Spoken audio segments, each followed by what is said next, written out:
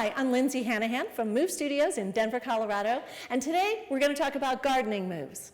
Now, a lot of my clients get excited about getting in the garden for the first time in the spring, and then they come in the next week and tell me they're in all this pain from gardening. I want you to avoid that by remembering everything we do for fitness and movement applies when we garden. So that first day out in the garden, many people simply go after the plants.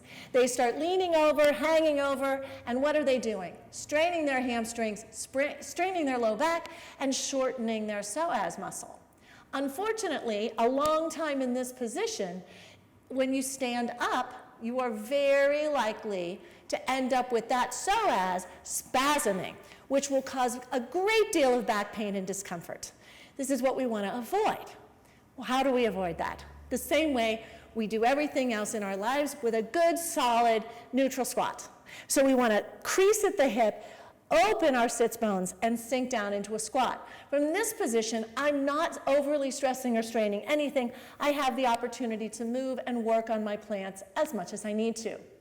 Now, if I'm going to be in this position for a long time, going plant to plant through the garden, I'm going to find my trusty little kneeling pad, and I'm going to use that to kneel.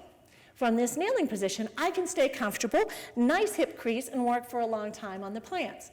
If I have my little trowel, I can use that, and I'm all set.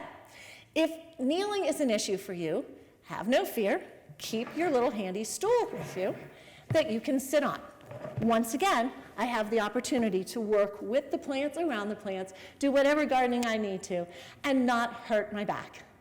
So when you venture into the garden this year, don't hurt yourself. Be sure to use your squat, use your supports, and have a healthy, safe movement experience in the garden. This is Lindsay from Move Studios in Denver, movestudiosdenver.com. Have a great day.